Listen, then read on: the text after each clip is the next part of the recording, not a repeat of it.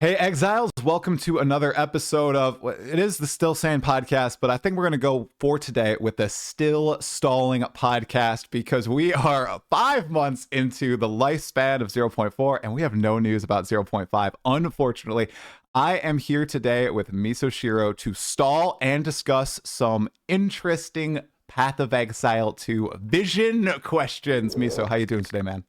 Ooh, good. Just was streaming some PoE, playing my Spiral Volley Pathfinder on SSF, and having a good time. Just chilling with chat as usual. The homies, the real homies. Very nice, very nice. And how is that build going so far? Lasting? Good. Yeah, it's there was a little like survivability rise right now. It's kind of but we're moving our way up to tier 15, and yeah. It's not quite like trade. I actually have never pushed a solo self-found character this far. Okay. So it's been a journey. I think that I might try out solo self-found, but also hardcore for 0.5. Just to give it a go, like an honest go. Not I'll play this until I die, and then I'll just swap over to trade. Because it really to just get, like you said, kind of that new gameplay feel where everything matters a little bit more when it comes to items that you find, and you have to actually build defenses and everything in hardcore and like not die or you're not going to get any progress. So we'll see how that goes. We'll see how far I get. Yeah. This was the first time I ever played like hardcore solo self-found too, because I typically not hardcore, regular solo self-found. I typically go and play hardcore solo self-found when I'm doing solo self-found. Right. This was a little less stressful, essentially. You yeah. I mean, I've definitely died quite a bit more than you would on hardcore solo self-found. Like a lot. Let's say a lot more. Okay. Well, before we get into the vision talk, Miso, I have to ask you, how dare you release fake patch notes on April 1st? Like, what was going through your mind when you decided to do this on your main channel, nonetheless? Okay, how could you? I mean, you know what? I'm sorry. It's my bad. I didn't know it was against the rules to release an April Fool's video on April Fool's. You know, I didn't realize that. What you don't realize is that not everybody lives in the United States, Miso. So it could be April 2nd in some places. Could have still, yeah. Like, come on. At this time, I feel like look. Let's be real. Everybody who's playing Path of Exile. It's not their first day on the internet, all right? We've all got a little bit of potentially some gray hairs on their head, or maybe no hairs on our head. True. And as a result, I feel like we've been around the block, and you should know that if it's April, or is it March 31st, April 1st, April 2nd, you gotta watch out. It doesn't matter. Any one of those days, because you never know about time zones. It's the only day that I'll be good with, like, rage bait. It's totally fine. Like, you did it so well, though. It was executed in a way, because I did it on my second channel, and I just did a Google Doc with kind of the same formatting as PoE. You literally edited, like, the web page. It looked so real, what you did. So I have to massively applaud you. Especially, like, the Righteous Fire Gem, dude. That was good. That was really good. Thank you. Yeah, it was really going back to the high school days where I would put some random websites on the library computers in high school and having people just walk in. It's like, wait, what the hell is this? I actually one time oh man, this was such a bad prank. I feel so bad kind of these days. He was really serious about, like, I don't know, being like just like an important person. So like we spoofed like this web page and sent it. It's like, wait a second, Tony, I think your name is on this like government official website. They said that they're honoring you with some sort of award. Oh. And he got like so happy, and he like printed it out and showed it to like his teacher or whatever. I'm like, no, it's just a prank, dude. It's just a prank. Stop. Oh man. But you've been doing it for years. Okay. All right. What was your favorite part of the patch notes to write? Did you have any one that you were like, this is gonna get people fired up? I mean, it had to be like the 6 portals and then going back into like, oh, we're gonna get rid of the Infinite Atlas and we're going into PoE 1 Atlas through and through. And it was funny because, like, I mean, I don't know, it was funny. Maybe it was kind of funny to me, but actually kind of sad, but seeing people be like, "Oh my god, thank goodness they're finally getting rid of the Infinite Atlas. Oh, I can't wait." I'm just like, "Oh no. It was a prank, guys. It's a prank." I know, I scrolled through the comments and a lot of people fell for it.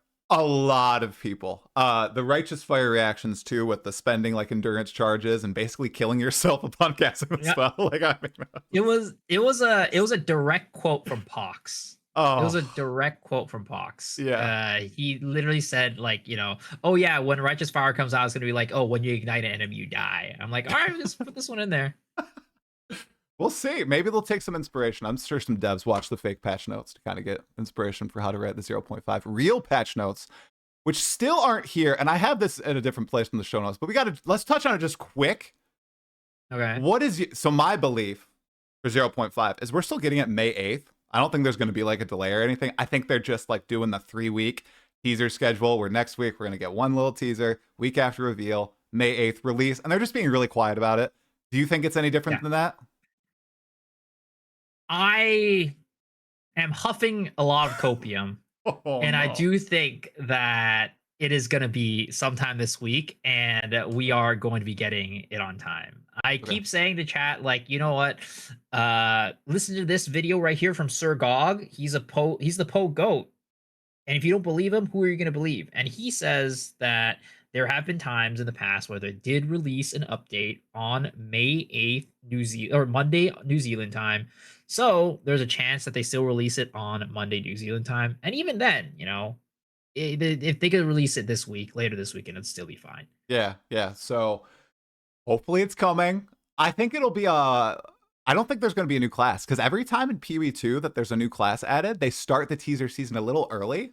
Like they do the new class teaser and then they do the league teaser and then it's the reveal. So maybe, I'm sorry, I know you just released the Duelist video, which was great. I freaking love the comments of that video were also golden. Like, I'm misoing my Shiro while watching this. I thought that was a really good one. I thought that was really good. But I think it might just be like league end game, and unfortunately, no new weapon or class. Do you think that's make or break? Like, do you think that needs to come in the game essentially to really reinvigorate people's enjoyment of it? I don't think it needs to come into the game, but Okay. I think that it's a case where they either need a new class or a new act, and I don't think they're adding a new act because like what's going to happen is a lot of the people who are more on the casual side might look at it and be like, "Oh, I'm probably not going to play this season," because going back on my experience back when I was just a casual player in Path of Exile 1, if I didn't see an update with something that like new content that I liked, I just didn't play that season. And I think a lot of people who are on the casual side are looking for a new class or new story, like new act content to play. And if they don't see either, then I don't think they're going to come back for this season at least. So that's why for me, I think it's like imperative for them to come out with either one. Like, sure, it's early access. Sure, the real deal is a 1.0, but I do think that they do watch the numbers and do want to keep the numbers up and attract new players. Because if they didn't do that, like if they didn't care about that, they probably wouldn't have sponsored people throughout the leagues, throughout 0.1, 0.2, 0.3, whatever it might be. I don't think that they would have if they didn't care about numbers. Yeah, I totally agree. And they also probably don't want to be seen as like losing steam or momentum. They want to see that growing kind of going into 1.0. That's also why they're doing like the free to play weekends. They obviously want new players to pop in, right? And they're monetizing them too with supporter packs and mystery boxes. So yeah, I'm in agreement. That makes sense. The end game grab is going to get pretty much everybody who plays ARPGs to come back to the game. 100% chance who's played PoE 2. But they need that shiny new toy for the I'm going to play the campaign and maybe bounce folks, because they'll come in, they'll buy supporter packs. I know a couple people who are like that. So I'm in total agreement with you there. And Miso, let's move to our next topic. And this is going to be the bulk of the conversation. Okay. I think I agree with you on this too. And I'm a little confused. I just reacted to your first video, not the here's Jonathan's vision, but the Path of Exile 2 Fast. And I think we're in agreement on this, and it's kind of confusing me how people are coming like, oh, Cold War between Miso and Tri. Oh my gosh, there's some beef coming between Miso and Tri. Like, even my brother, he's my brother, but he does like your Uh, content better than my content. He's like, yo, Miso's coming at you. And I'm like, what are you talking about? Miso's coming at me. So I watch these videos and I look at the discussion and I feel like we agree but are talking past each other. So that's why I invited you on the pod. And for people who aren't in the know, we're obviously talking about the whole what was the original vision for Path of Exile 2 once it became a split out game. Was it supposed to be slow, no screen clear, meaningful all the way through? Or were you supposed to be able to screen clear and blast? And Miso and I we're on the same side. I think that we should be able to screen clear and blast. However, my whole argument is, as you said very aptly in reaction, there might be a conversation that it happens too fast. So I wanted to open it up with that. But first, what did you think PoE 2 was going to be when you originally saw all the advertising, you know, all the PR, the interviews with Jonathan, thinking the lead up from like 2023, 2024, and finally the release at the end of that year? What did you think it was going to be like? Did you think it was going to stand out from the other ARPGs, or did you think, okay, this is probably just going to be a better version of the existing batch, like Path of Exile 1? I'm gonna be completely honest. I didn't have any expectations going into it. Okay. Maybe I'm a weird one. And actually, funny enough, I actually did not pay attention to a lot of the lead up. I saw Okay. a couple teasers here and there, and then I just kind of hopped into it. I didn't like. I was not like on like, oh, I can't wait for this game. It was just kind of like a, oh, this game's out, let's go check it out type of situation. Right. Even though I did play a lot of PoE 1 at the time, I had sold my soul to Lost Ark, and with a game like Lost Ark, you can't play anything else. You can only play Lost Ark. You can't worry about anything else. So my mind was just mostly on Lost Ark at the time, and I Okay. didn't really have room for anything else. Okay, and we'll do a little bit of a tangent here too, because I never played Lost Ark, but I watched some creators play it, and I know it's always been praised for its meaningful combat, like really rich combat experience, despite, you know, it's like pay to win aspects. Mhm. And I think in a few interviews, like Jonathan almost said that he was inspired, especially with the boss fights, by Lost Ark a little bit too. Is that the case over there, or is it kind of blasty? Like, I don't really need to pay attention to the boss mechanics. I can kind of just Oh, tank everything, or it's completely different. it It is. is. It is complete. I mean, it's a MMO through and Right. through. Right. So it's got MMO mechanics. Like the raids are MMO raids. So it's like it's got one shots. It's got like if you don't do this mechanic correctly, your entire party is dead type of stuff. Got So you it. had to be locked in. Literally, in Lost Ark, one of the things that people hate the most about it is gatekeeping, because everybody gatekeeps Yeah. because it's just that high stakes where if somebody on your team is a laggard, they could cause your entire party to just wipe over and over and over again. Got it. Okay. Okay. So it really embraces the party style gameplay where do or die mechanics, essentially, which honestly are not Mhm. in, you know, PoE 2 at this point. What's the closest? Like Arbiter's balls and crap, but you can tank that, you know? You Mhm. can overcome it. Okay, cool. Okay, so no expectations going in. I didn't know that. I thought you may have been following it, especially because you're a big PoE 1 player. So that's really interesting to know. I was the No, at the opposite. time I wasn't. At the time I wasn't. Okay, okay. I was the opposite. Like, I was following all the press. I was fully bought in. You know, I was getting all the challenges, every PoE 1 league, was watching every Jonathan interview. It was really just Jonathan doing interviews, and he went on some circuits. Like, there were some times where he would do like 8 interviews in a month during the lead up to Path of Exile 2. He was talking to different content creators, people that played PoE, people that didn't touch PoE, you know, games journalists, putting, like, I got a PC Gamer article back here that's actually legit, not AI generated crap that they're putting out now. Like, it's a good article. You know, there was a lot of good content coming out, and I think upon doing like self-reflection, I really bought into like the marketing hype. I totally did. You know, they were constantly talking about this game is next generation. It's an evolution of the genre. It's not like the past, you know, where we made PoE 2 to fix melee combat from PoE 1 because we had to overhaul all the animation rigs for the characters and the monsters, and we had to add all these different variations of mobs. So you have to pay attention to the abilities they do. They don't just auto attack like in PoE 1. Right? All these different things. Like, and I really, really, really bought into that. So when it came out, obviously, I think it really exhibited that in the campaign, and then it swapped in the end game. And it turned into another thing that we agree, where the combat, it's not meaningful. Like, you gave a great definition in one of your videos. You were like, I see meaningful combat as actually needing to look at what the monster does, dodge out of the way, and move on. Like, it's really, like, you can still have fast-paced and meaningful combat, I think. Would you agree? Like, it doesn't have to be one end of the spectrum, right? Where it's like, no rest for the wicked, or I don't know, what's the fastest, like Torchlight Infinite, I feel like is the fastest ARPG. Like, those don't have to be the two spectrums, you know? You think maybe? I've just seen some gameplay, and it looks I was talking dumb. about the Torchlight Infinite stuff. I was talking about, Okay. maybe it might be the fastest. I'm thinking, I feel like Path of Exile 1 might still be the Okay. fastest. Like, it doesn't have to be on either end. I really don't think, and I feel like a lot of people, whether it be content creators, like talking to their audience, or like commenters, especially like people discussing, it's like, it has to be one end of the spectrum, and I don't think that has to be the case. Do you think that there's like a middle ground that they could try to toe, or is that really hard to do in this game? I mean, I don't think it's hard to do, because I honestly think when it comes to, so there's a couple things, right? Yeah. So of course there's the meaningful combat in like maps, and then the meaningful combat when it comes to bosses. Definitely.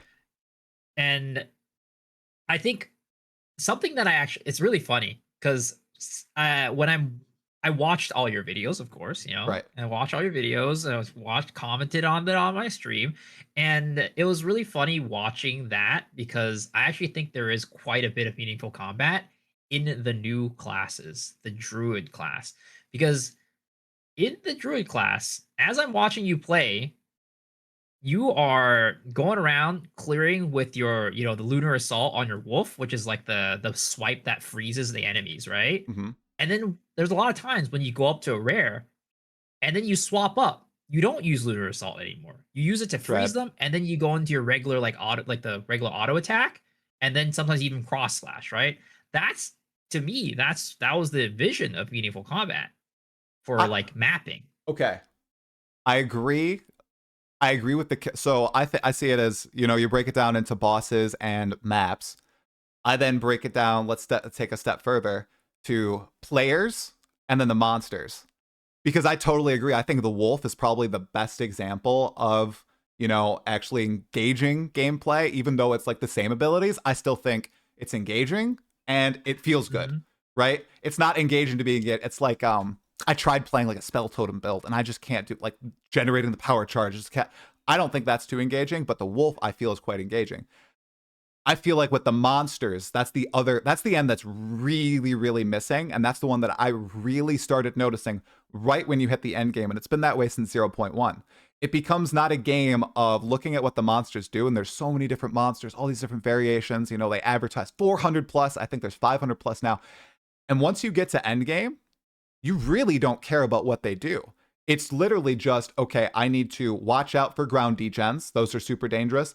And then some on death effects. And then stray projectiles. I swear those are the most dangerous things in the game. And I feel like that's kind of a joke.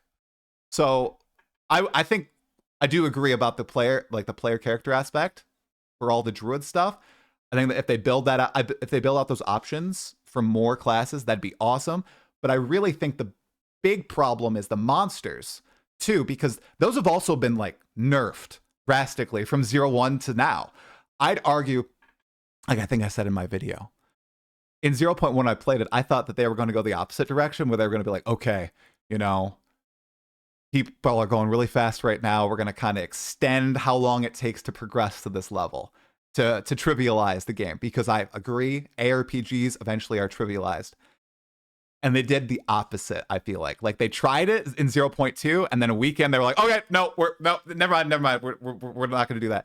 And ever since then, they've kind of made it easier to get to that point, especially for, I'm going to say it, us veterans. I feel like we can trivialize the game very, very quick. So what do you think? Sorry, that was a long tirade. No, I mean, again, I think this does go into this question of like, does it get to that point too fast? Yeah. Because this whole conversation is just, it's a very hard topic to approach because you want to be able to blast, and Jonathan does want to allow us to blast. But at the same time, he wants us to have meaningful combat, which I just feel like in my mind, I don't know if it's possible to have like super meaningful combat against rares. That's just my opinion. I think Okay. that when it comes to meaningful combat, it's gonna be in the bosses, Bosses. the uber bosses, the pinnacle bosses, whatever it might be. When it comes to like the rares, if you want to feel like a god, it's very hard to feel like a god when you're trying to clear through a map and then all these like tanky rares are there to just stop you from clearing through. Like whether it be a one button build or a multi button build, Yeah. if you're not able to just blast through, then that's just gonna kind of prevent you from feeling like he says, making your character feel like a god and So that's like being the able to thing. blast. So here's here's another one that I think people think is rage bait for me, but it's not. It's a legit opinion. You know, feeling like a god, shouldn't it take effort, ingenuity, time to feel like a god? Like, I feel like it Sure, occurs yeah. too fast. I feel like it occurs too fast, I mean, I think we're especially. both in agreement on that part where it's like, maybe it's like too fast to get to that point. And I Yeah. think I agree. I do agree with that. I think it's kind of crazy how like we can blow up bosses in like 3 to 5 seconds Right. with not even crazy gear. It's like Hmm. maybe it's like more than entry level, but it's not like, oh, I need to have had a significant amount of investment into the game to get there, Mm. especially for the bosses stuff. I Yeah. think for mapping, that's a little bit hard about figuring out how fast we get to that point. I don't hate how fast we get to the point of being able to blast maps, but I definitely think for the bossing side, Okay. it really doesn't make sense. And I've said this before, and I'll say it again. In Path of Exile 1, the bossing is way more meaningful Yep. than in Path of Exile 2. Even though Path of Exile 2 is supposed to be the bossing game, they're talking about like, you have so many bosses in this game, so many different varieties. You're going to have a boss in every map. But all these bosses are just literally getting mowed down by a sneeze. Yep. Yeah. I praise the especially the pinnacles for PoE one. Like those stand on a different pedestal when it comes to like the PoE compared to the PoE two pinnacles. Like I think pretty much everyone in PoE one clears the PoE twos. Maybe except like Elder. I feel like Elder's a little boring, but the other ones, I totally agree. Um, when it comes to, so yeah, I think we 100% agree on the bosses. I guess it is the mapping where we disagree. And that's where you spend a lot of time in the game. So I kind of want to pick that apart from your perspective. Yep. What's the problem? What is the problem with needing to pay more attention and engage with the rest? Because what I imagine here, I'll like give an ideal scenario. Okay. Say you have like 5 packs of monsters in your map. We're going to do small numbers. Okay. And each pack has a All rare. right. And each of those fights, let's say, takes 10 seconds, okay, to do. Mhm. And with the rares, okay, they all have abilities. The rares are actually supposed to have unique abilities per monster type. They don't have that right now, which I totally understand why, because why would they put in the time to do that if they just die in a couple seconds anyway, right? Like, it makes no sense. Yep. But imagine they have, instead of like the rare monster modifiers, which I feel like are just a layover from PoE 1, they have these unique Mhm. abilities and they're dangerous and you have to dodge out of the way or play around them, right? Or maybe they have unique defenses and you have to actually swap up the skill that you're using, like was originally pitched from Jonathan, and you can't just rely on 1 or 2 skills to do everything. Do you I often see the complaint is that that would be too exhausting or too repetitive. Do you share that sentiment, or is there something else that would make that boring, where you have the one rare, maybe 15 white monsters that do die in the one hit, or a couple hits, and then you actually have to play around this mini boss monster in a map before moving on to the next path? And I think it's important to also Oh, say this mhm. one monster would also drop the equivalent of maybe a couple rare packs in Path of Exile 2 right now. Like we're not talking about dropping down loot tremendously or the value of loot tremendously by like squishing the packs into smaller groups of monsters, right? Like it would be equivalent in terms of reward. What do you think the problem is there? I mean, again, it just depends on definition of meaningful combat. Okay. Just how the way I read it was Jonathan wants you to look at a rare monster and just have a different approach. Yeah. You can't just spam one button and just clear everything. Like that's kind of like the vision. And he does also want one button builds to be viable, right? And it's about being able to play different types of builds the way that you want. If you want to play a one button build and just blast, you should be able to. But maybe the ceiling of how fast you get to that point should be a little bit higher than maybe a multi button build or something like that. Right. But I think there does exist quite a bit of, at least again, it's about changing your approach to the fight.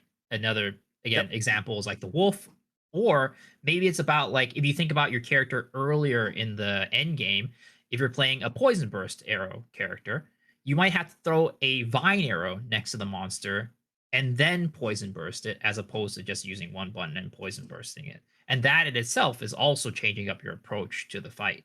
I don't know how much Jonathan like really meant when he said changing up your approach. Did it mean like totally I need to stop there, stand there, and like just deal with this monster for, I don't know, 5-10 seconds? Or is it just like in the moment, okay, well, I see this monster. I'm not gonna be able to take it down that quickly if I just use one skill. I'm gonna need Yeah. to throw in a vine arrow. I'm gonna need to Right. go drop an orb of storms. I'm gonna need to drop this extra other skill or two to be able to kill it relatively quickly. Yeah. And this And I is, think that oh, that go for it. is for me what the Got it. meaningful combat is. Yeah, so just basically changing how your character approaches each encounter, because like what we have many different skills that we can use, right? We have all these 6-slot available gem slots, but a lot of the time I feel like, except for the druid, or sorry, talisman skills, it kind of does devolve into, hey, I can just lightning arrow this. Hey, I can just Sort lightning of. speed it, I right? mean, I'd say like there's a lot of builds that definitely get to that point, but Mhm. as you get further down into the tiers of the builds, then you get more and more of that. Like, hey, I might Right. need to press multiple buttons. Like, Yeah. maybe I need to throw a forge hammer at this mob Right. instead of just using leap slam, and Right. I might need to throw this again, like vine arrow or something. But Right. maybe what it is just like the ceiling, like or how strong the builds are. Maybe there's too high of a ceiling for these builds, Mm. or is the floor? Either one. I'm not Okay. sure. Basically, you just get to that point too fast with a lot of different builds. They're a little bit too strong. Yeah. But again, I don't think that either of us disagree that at some point you should be able to blast and just Yeah. mow down these mobs. Yeah, I agree. I agree. I think that the path to progression should be longer, and it should not just almost swap on, whether it's right when you hit endgame, essentially late in the interludes. I think that's when a lot of builds like come online, essentially, like they get all the tools, and once they get the tools necessary, the game becomes very trivial. When it comes to the packs, when it comes to bossing and the like, because even like you were talking about my wolf gameplay, very cognizant of the fact I'm pressing multiple buttons, but it's still like trivial. Like that is a crap build that has SSF gear, pretty much. Terrible items, right? I'm level 92. I'm a Smith of Kitava. I don't even know what I was thinking doing a Wolf Smith of Kitava. It's kind of stupid. And I'm literally just like kind of walking through the monsters, watching out for on-death effects, and I'm not dying and I'm killing everything, like with ease. So I hope that Yeah. happens in the future. However, Miso, I do have to say, I don't really think it's going to happen. I've kind of lost No, hope, I don't and think that's it's gonna happen. what really sparked this whole But conversation. Because I've kind of talked about it a little bit since 0.1, but I think somebody rightly pointed out, why have you been so much angrier with 0.4? Well, one, I crashed out because I was mad at my RNG in the game. So that happened. And then two, I went and I played all these other games. I played like Diablo 2. I played No Rest for the mhm. Wicked. I played through the PoE1 League. That was a blast. I've been like kind of a little bit more diverse in my gaming and not just eating PoE2 every 3 or 4 months and then dropping everything. And it Mhm. kind of just made me realize, hey, maybe this is like almost the last opportunity to kind of voice this, because I feel like it's going in one direction. Um, and it's not the direction I had originally expected. So why not just bring it up, this one last hoorah in the lead up for 0.5? And I do think it's too far gone. Like, I feel like it is going to become really embrace what I think you kind of said is like what ARPG gamers really, really want. Like, it's not trying to mix identities like No Rest for the Wicked is. Like, oh, it's really Souls-like. Oh, or sorry, it's not Souls-like enough, and it's not ARPG enough, so it's kind of lost, right? I don't think they're going to go risque in that way. I think they're going to embrace Risque. risque. Yeah, sorry, risky. Sorry, yeah, they do have some risque stuff in PoE too. But they're gonna like just a little bit. That's Siri. They're gonna go in the ARPG direction and then do the classic. Okay, then we'll plop these side systems in. But we're not really gonna try to break the formula too much. Do you kind of feel that way at this point too after 4 patches? Oh, 100%. I mean, the thing is, for me personally, right? Again, this is like the way I feel, and I feel like maybe they've shifted this perspective too. And well, hopefully they did. I think that the meaningful combat should exist in pinnacle bosses and boss fights. I agree. And I don't know if the meaningful combat should exist in maps. I'm on the side of I don't really care too much, as I think that you should be able to play meaningful combat if you want in the maps, but I don't think it should be a forced across all characters and all builds that you have to be playing some sort of combo gameplay. You have to be playing some sort of like situation where I see a rare and I need to go there and be like, I might need to press multiple buttons. Like, I think it should be a choice. And I actually had a really interesting idea that I was talking with Blaze about last night as well. We had like an impromptu little mini podcast. Nice. But right now, when we're juicing maps, right, you can juice pretty much everything. You could juice pack size. You could juice number of rares. You can juice effectiveness, and you could juice rarity. You could pretty much juice all of them at the same time. But the thing is, effectiveness and pack size, in my opinion, should be two sides of a coin. Right. I mean, they are, because pack size increases the amount of monsters. Effectiveness doesn't, but they both increase drops, right? Because you're getting more monsters, you get more drops, and then effectiveness, you're making the monsters harder and you're getting more drops. So, what if there's a situation where you can only choose one or the other? Where if you want to play a slower build, you don't juice pack size, you just juice effectiveness and increase the quantity of drops by doing that, and just make the mobs just harder. And Blaze had a really good point about like it feels really bad to just have meat sponges a lot of times. So maybe it is those special like moves that the rare monsters were originally intended to have. Maybe there's like a break point, right? At 100% effectiveness, you get like a ton more drops, but then they add more health and also get some of these extra like moves and attacks. So like again, if you're a person that wants to play a slower build, you're going to juice effectiveness instead of monster pack size and rare monsters. But then if you're a person that wants to blast, then you're going to be able to juice pack size and rarity and all that stuff. I think that's a great idea. And maybe I'm being too doomer. Maybe not all is lost, because when you were talking about that, didn't Mark say in the last interview, like, hey, with our Atlas tree, we'll want to go crazy, and maybe you can have these diverging paths. Or you can juice the size of the packs, or you can juice, the danger of each individual monster. So maybe that is the direction they're going, but it would be way cooler if, like you said, they're not just meat sponges, but they're actually dangerous and they have new and unexpected abilities that they're going to use to really spice up the gameplay. Because, that's also the problem, right? Because if they go in the route of spicing or just juicing up the HP, essentially, with nothing new, it's going to be so boring, these rare monsters. It's going to be a joke. You're just going to be like walking around them, hitting them for a really long amount of time. And that is boring. Because I do like the fast gameplay too.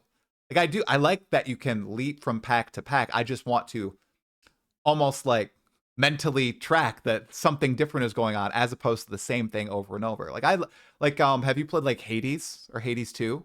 Any of those games? I played Hades. I haven't played Hades 2. Okay. I think it's really, really fast, but you do track all the different monsters that you're fighting. Like, you have to be aware of, okay, this guy has this set of like 4 different abilities. I got to watch out for this tell.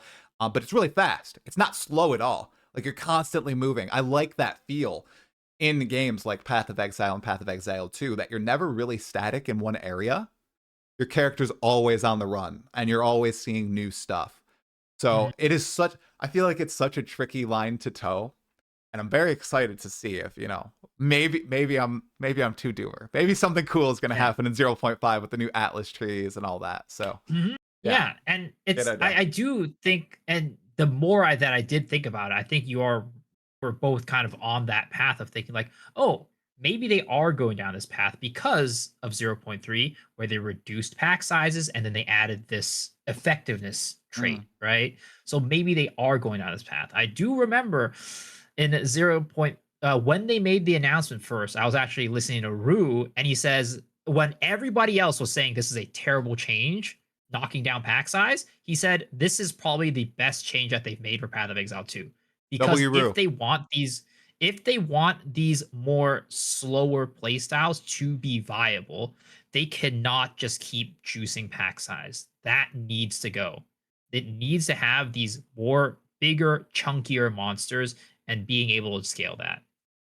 I never thought I'd say it. I 100% agree with Rue. Like that, yeah, that's a smart take. 100%. I do remember the Firestorm. It was 0.4. I think that they talked about this, and people were breaking down about the density changes, the 40% reduction. And he was the only one that I heard that had that opinion. And I was like, Very you know what? I actually 100% agree with this. Yeah, that's a good one. So 0.5 will be interesting whenever we get the news on that one. There was one other bullet point here that I had about the vision of PoE 2 that I just wanted to pick your brain about. I don't think I really saw you mention it. Loot in Path of Exile 2. One of the big other cells that I bought into, I was like, oh my gosh, we won't need a loot filter. Oh, this is so cool. Use the loot filter to highlight certain items instead. Nah. That was like a week before early access launched. I don't know how that happened. Obviously it didn't occur.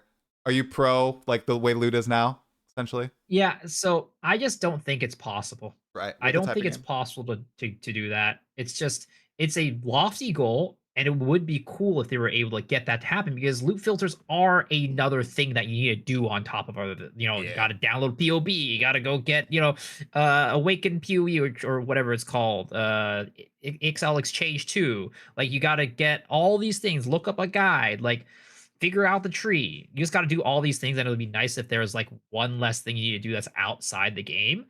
But I'm gonna be honest, I don't think it's possible, because how do you know what the value of loot is at every single point of the game? How do you know, like, hey, I don't want, like, am I gonna be the person who's like, hey, I don't want to see exalts anymore? Are you gonna get rid of exalts for me, like, automatically? Sure, maybe at like tier 15 it'll get rid of exalts. But another person might be like, hey, I want those exalts. I liked that. Or it's like, I want transmutes. It's like those still have value throughout the game. And it's not only the currency, it's like bases, white bases. A week or two in, maybe an eye level 82, 81, 80 white base is still worth something and still worth a good amount. But who are you to tell me that that's not worth it anymore and you're going to take it out of my loot or whatever, right? Whereas now, like, it's just like, because economies change, economies shift, one league is going to be different than another. This might not have been worth much one league, but next league it's going to be worth a lot. And if it's just kind of taken out or whatever, then it's to be really bad, especially when it comes to like bases. You want a lot of bases. So it's like, okay, meaningful combat, right? We're going to drop less loot, but I want more loot. I want more white bases. So who are you to tell me that you want me to drop less white bases? I need them to craft. So it just feels like everybody wants something different at a different time, and the economy shifts and changes. So having a loot filter just solves both of those problems. Unfortunately, it doesn't solve the problem of like having to have a loot filter, but it just feels like, to me, it gives players agency to decide for themselves what they want to see and what they don't want to see. My loot filter looks very different than a lot of other people's loot filters. I don't go, a lot of people have certain things filtered out. I still have them, but yeah. I see it as, I get your point on like the white bases and everything in currency. I feel like they almost jumped the shark a little bit with juicing the amount of rare items that drop. I think back when the game first launched. It was very low, Well, very few I think rares. rares have a problem They do. right now. Look, it's useless. And It's literally useless loot. so it's really great because I have the solution. Arrow actually mentioned this on our podcast. Rares actually do have a built-in system to filter themselves out, and that's the tiering system. Okay. But the tiering system itself is extremely flawed right now because the tier 5 rare basically means that it's going to be like a tier 1 or a tier 2 fix Right. guaranteed on the item, right? Okay. But the problem is that tier 1 or tier 2 affix could be something complete trash. Like, I don't know, a light radius or something like that. Even though we did have that meta recently, but in a normal meta, we don't have that as like a thing. That's like, let's just say it's like the most garbage Right. thing in the game, right? But it's a tier 1 or tier 2 affix, so it's going to show up as a tier 5 rare. So rather than showing it as a tier 5 because it has a tier 1 or tier 2 affix, rather than doing the tiers themselves, they should go off the weighting of those tiers. Oh, Because okay. the higher weighted tiers, the higher weighted affixes are usually the more valuable affixes. And as a result, if they have an, let's say, an average of the weights, right? Let's say the rare item identified would have had 4 affixes, and then you have like two affixes at like 25 weight, and then Mhm. like 2 affixes at like 600 weight or something like that. You average that out, and then that final number determines what tier of an item that is. That's an elegant solution. Now, correct me if I'm wrong. Wasn't that supposed to be the way it was going to work originally? Didn't they like say like, I oh, don't know. certain affixes like your light radiuses or your life regens will be kind of pooped out on tier 1? I feel like that was supposed to be the way it was going to work, but it didn't end up that way. So I think that's Yeah, a really good I guess it solution. did. That's a cool Yeah. solution. Because I feel like if they did that, they could also kind of reduce the sheer number of the 20 rare items that drop and kind of juice them into a couple that drop that have higher tiers and everything. Because I think that's where the ridiculousness comes from. I don't even think it's from the white bases. I don't think it's from the currency that drops or the special items. I think it's all just the extra rare items that you get that most people literally just start hiding once they're level like 80 literally in the end game. Like Yeah. especially if you're in trade, you just pop in. Mhm. Or if you're in SSF, I don't know. Are you hiding a lot of the rares too, essentially, and just crafting on white See, bases in I'm SSF? lazy. I go on Neversink and just go up the tiers and Yeah. eventually go to the Okay. high.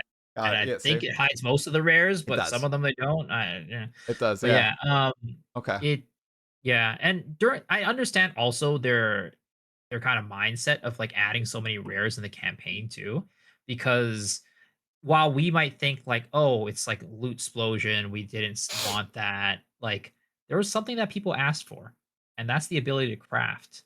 Hmm. And right now, still, regals are real hard to get Sell when you're those. leveling up. Yep. Disenchant those And rares. yeah, and then you regals and then gold and having that balance. Hmm. So even with the additional rare drops, we're still having that issue. Maybe it's the solution isn't to drop more rares, is to drop more regals, but Right. I'm not sure what that would do to the balance of the game. Maybe they've determined that would be too bad for the balance. Like drop more regals, drop more gold, right?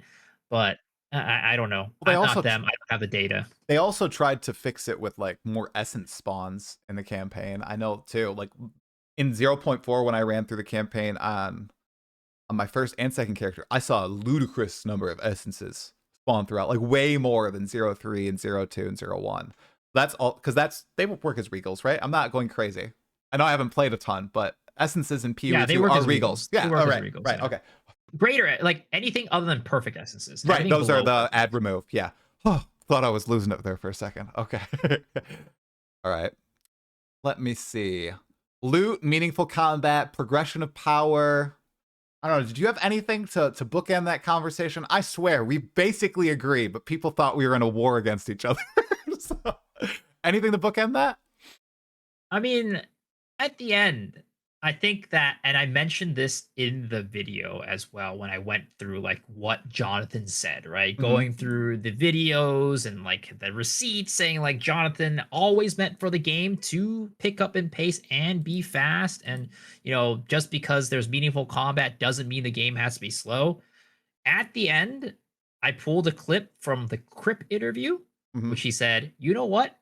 At the end of the day, the most important thing is that when me and Mark pick up the game, we need to think that the game is fun. And if the game is not fun to us, maybe it means we need to push up those numbers a little bit, make the game a Mhm. little faster, make the abilities a little stronger." So maybe at the end of the all this argument, I think that all this oh, what was the original vision supposed to be? Yeah. I don't think they ever had a intention to just fully stay strong on the vision and what it originally needed to be. I think it was always going to evolve. It was always going to be, Oh yeah. if people found it not fun, we're going to change it.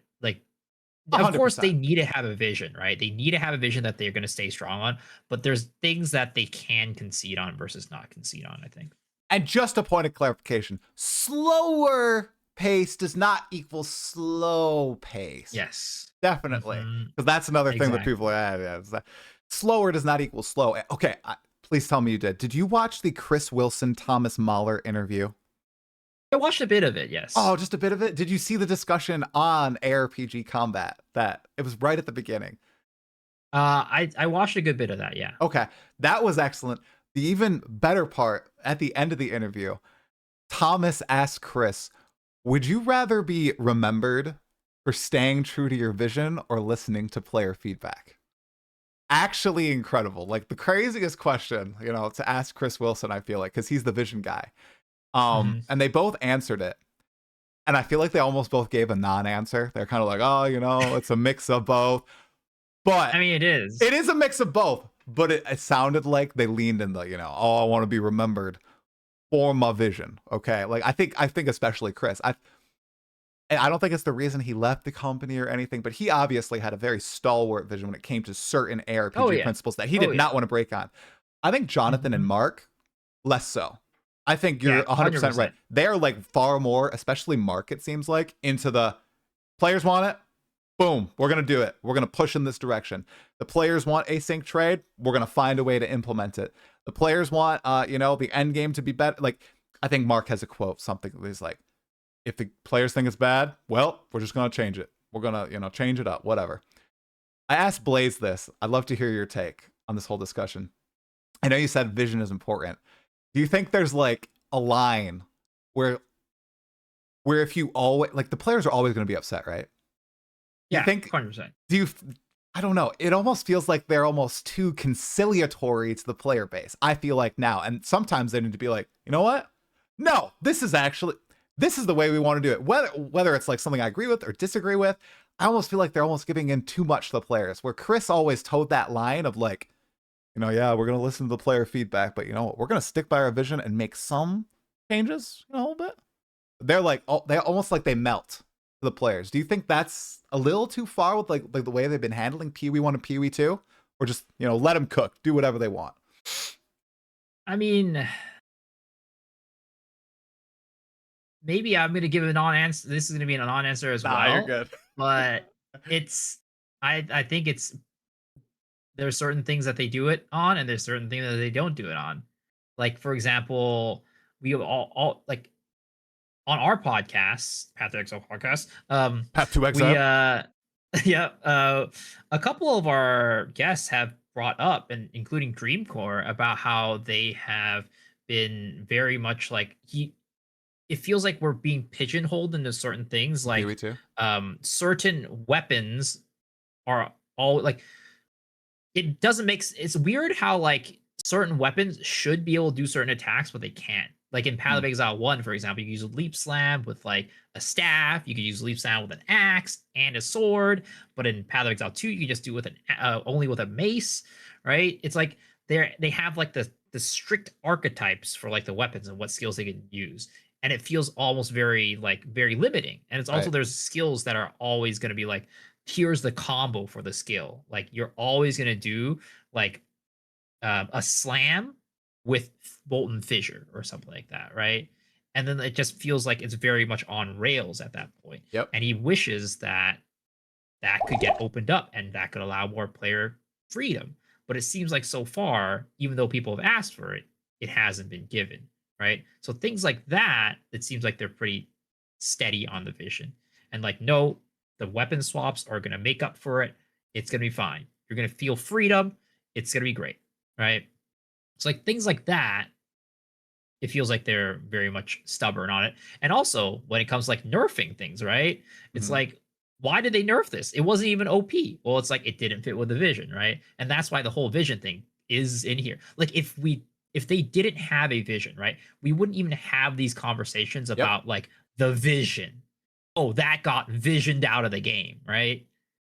It's clear that they do have a vision, but maybe we just don't know where they draw the line, and maybe they don't even know, who knows, but Right. there's definitely certain things that they do hold the line on, but there's other things that they don't. I miss those. They used to do like development manifestos where they would talk about the vision like in plain English and they would write out stuff. And I know that takes time and it takes away from development effort. Man, as just a player, that's what I was back then. I was just a player. I loved reading through those. I'm like, Yeah, same. it came to like, it gave me a greater understanding of how the game designers are thinking and working in the background. And that's why I really like Chris Wilson's channel, because it's literally like, it's giving me such a plain way to understand how they're making these games that I just wouldn't like. I have surface level takes on some things. I realize that, but listening to the people who actually make the games like break down the intricacies, man, it just illuminates so much. I miss those, and that's why I would also love if they were a little bit more open about that stuff with PoE too. Like what you just talked about, staying true to the vision, especially when it comes to character balance and the like. You know, I've brought it up on interviews, Director Jonathan, DM, Gazzy, Zizarin, the whole Kiss curse, especially when it comes to like armor-based builds and stuff on the tree or two-handed weapons. Like people have brought that up as being, why is this happening? Why does heavy armor have the innate movement speed penalty? It's not even shown. Like, why is this? And the response is, I almost feel like it's a little bit of a cop out. It's like, we just like it that way. We just want it to be that way. I would love if they actually like dove in a little bit more and like gave a little bit more like insight into the game design. We had like, well, it has to be this way because if we change I this to be this, mean, what? according to Zaki, it's just vibes. It's just, it might be. Maybe it's just vibes, dude. It might be vibes. Like maybe it's not deeper than that. Maybe I'm like, I'm like thinking it has to be deeper than it is. No, it's just vibes. So It's just vibes. that, we trust them. That's just how it's gonna be. Well, This is how it's gonna be. That's another thing. We like, they are the game designers. Sometimes we just gotta freaking trust them that we're playing their game for a reason, Yep. Like they know what they're Exactly. doing. They know what they're doing at the end of the day. So as much as we chat about it, they're keeping us on the wheel for a reason. So, okay, we're almost closing in on the hour. Miso, any 0.5 predictions, out of left field that you have? Close out the combo. Oh, out of left field. Yeah, what's a left field? Come on. I've been pretty, I don't know, I've been pretty conservative on my predictions, I guess, because I think that unfortunately expectation always breeds disappointment. Because True. if you have too high of expectation, then you're always going to get disappointed. So I tend to be on the conservative side for what I expect from this patch. And I just think it's going to be a couple things, right? It's going to be a rework of the Atlas skill tree, which they've already said that they're going to do. It's going to be, personally, again, I think they're going to have a new class, which I don't think is out of the realm of possibility. I think even the people who probably say that's not will still say that it's possible that they're going to release a new class. So I think that that's going to happen. And I think that it's going to be a good patch. I think those are the two minimum things. Okay. And I think that they're probably going to take a look at the Atlas, Right. Infinite Atlas, and add more stuff into it. Okay. I think that's fair range. I feel like a left field thing is something that you just brought up, dude. Like, the whole support gem swap, from the one support per character to, okay, you can use as many support gems of this type across your character, right? Yeah. That was a huge balance change, right? Probably required a little bit of work on there. I feel like what you just brought up, that Dreamcore he's talked about this, I swear, since 0.1. That would also be another like out of left field awesome change. Like, can you imagine suddenly being able to use like falling thunder with a mace? Like, if they open that up, like that's another like peeling back almost of the vision, but it just allows so much more diversity and creativity in the community with a relatively minor change. It's just a whole bunch of like what animation work probably for them to like fit the different skills Mhm. to the weapons. That would be, I think that would actually be pretty cool. I think that'd be almost like a sprint edition or a support gem thing. So I would like that. That'd be We'll cool. see. Yeah. We'll see. I mean, I think they're gonna hold strong on that vision. I think that they're gonna continue to Really? keep that. Yeah. I mean, I it's part of it is also like my perspective on like what I think is about education and like how people learn. Okay. But when you have less combinations and possibilities and things people don't have to worry about, it's easier for them to learn Okay. like how to play the game.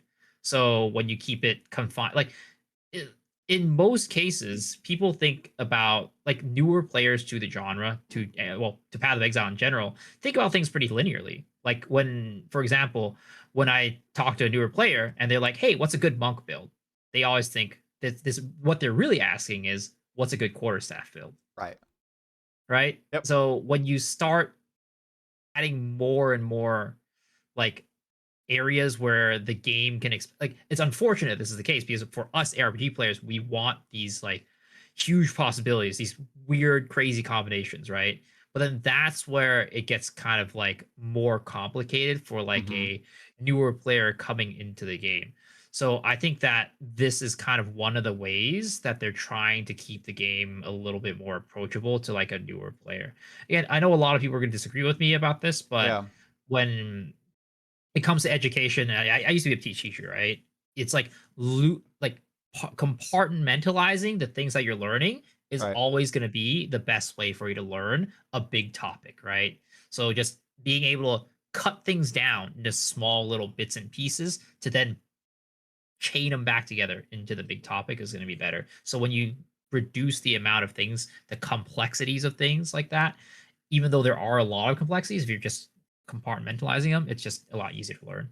Yeah, that's a pretty analytical way to look at it. I wonder if they ever wanted to try to avoid that pitfall, but also open up the freedoms a little bit. Maybe that could even be like an ascendancy notable or like a unique item, like a mace allows you to Yeah, use quarterstaff skills. They could do that then, you know, like, okay, yeah, we don't want to confuse beginners, maybe. but for all you crazy guys, okay, here you go. Let's drop this into the game so you can theorize and theorycraft and all that. So that'd Yeah. be interesting. I don't quite like the, unique will solve this problem, that problem, but What are I'm Unique's sure gonna they'll find a do? Come way. on, Unique's got to do something, Miso. Come Well, on. they I know they got to do stuff, but like it's like it feels weird when like you have a like every single problem that you have in the game is like just use this unique and that problem is solved. I think unique should be build enabling rather than problem solving, if that makes Wait, sense. but aren't builds like problems that you have to solve in the game?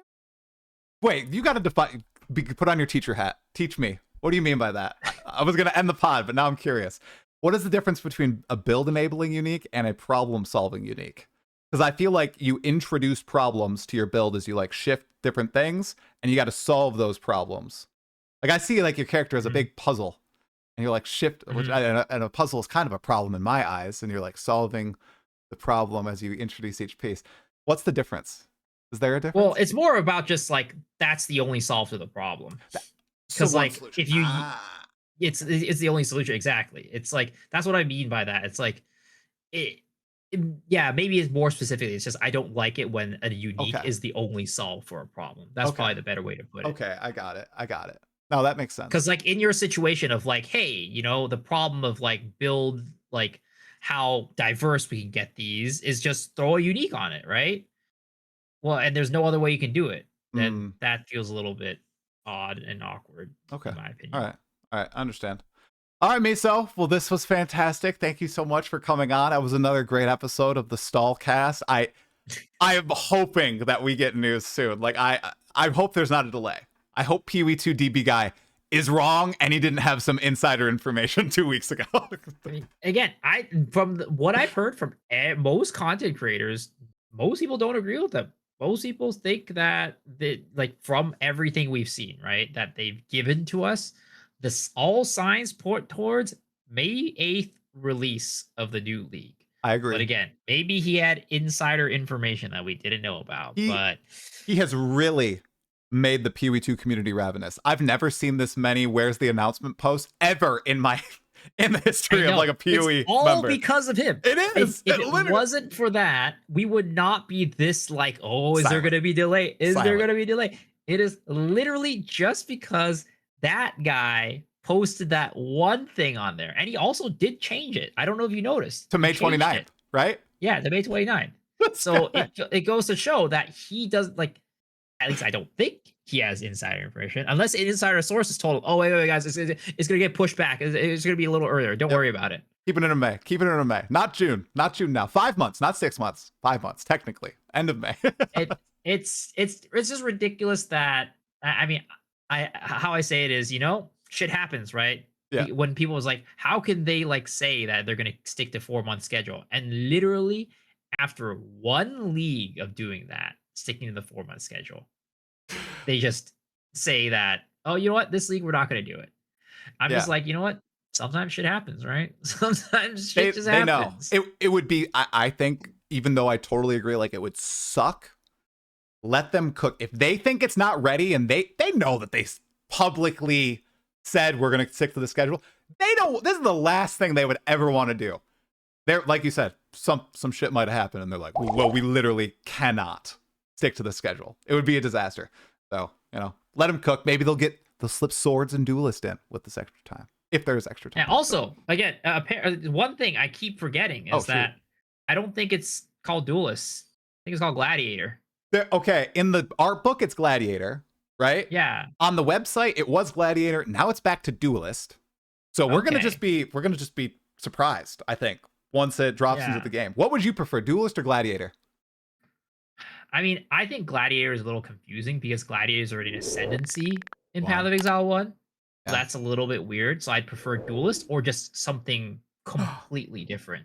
Like, like what they did with I don't know, like monk. It's completely different, right? It's just different, completely different. That would be cool. Like a fighter. Just drop the fighter class into PoE 2. It's it's slightly different than warrior.